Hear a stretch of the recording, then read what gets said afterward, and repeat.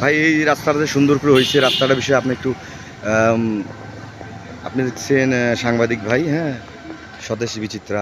যাই হোক ভাই, আপনার আপনার অভিমত কি এই রাস্তাটা হওয়াতে কি জনগণের সুবিধা বা অসুবিধা হচ্ছে কি? জনগণের অনেক সুবিধা হয়েছে রাস্তাটা। জি জি জি।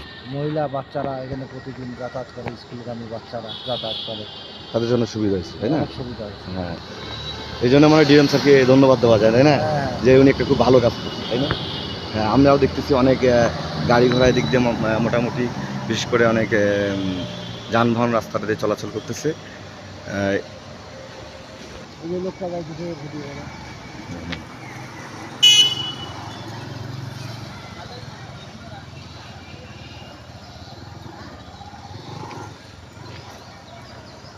আজকে পবিত্র ঈদুল আজহা। এই ঈদুল আজহার দিনে মাননীয় ডিআরএম স্যার, ডিআরএম মহোদয়, উনি জনগণের জন্য যে রাস্তাটা খুলে দিয়েছে, এই রাস্তাটা আগেও খোলা ছিল, মাঝখানে এটা কোনো কারণে রেলওয়ে কর্তৃপক্ষ বন্ধ করে দিয়েছিল। যাই হোক, আজকে তিনি ঈদের দিনে উনি খুব ভালো একটা কাজ করছেন, মানবতার দৃষ্টান্ত রেখেছেন। এই জন্য মাননীয় ডিআরএম মহোদয়কে অশেষ ধন্যবাদ এবং ঊর্ধ্বতন রেলওয়ে কর্তৃপক্ষকে ধন্যবাদ যে উনি আমাদের জন্য এই রাস্তাটা নতুন করে আবার খুলে দিয়েছে। আপনারা দেখতে পাচ্ছেন সুন্দর করে গাড়ি ঘোড়া মানুষ চলাচল করছে। এই রাস্তা দিয়ে অনেক বাচ্চারা স্কুলে যাওয়ার করে, মসজিদে যায়, বাজারে যায়, বিভিন্ন চলাফেরা করে। এই রাস্তাটা বন্ধ হওয়াতে মানুষের খুব অসুবিধা হয়েছিল। যাই হোক,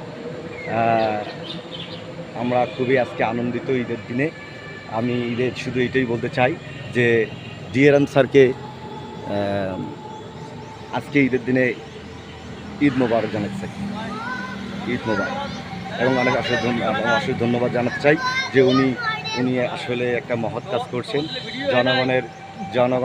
জনগণের পক্ষে উনি খুব ভালো কাজ করছেন, যে কাজটাতে আসলে মানুষের, আমি যতটুকু জানি যে ধর্মে যে মানুষের রাস্তা বন্ধ করে সবচেয়ে নিকৃষ্টতম কাজ এবং খুব ঘৃণ্যজনক কাজ, এবং সেটা খুব পাপপূর্ণ কাজ।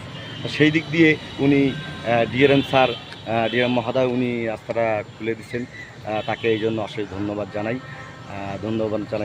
সকল যারা এই কাজে যারা সহযোগিতা যারা খুলছেন, আপনাদের অশেষ ধন্যবাদ এবং ঈদ মোবারক। আসসালামু আলাইকুম।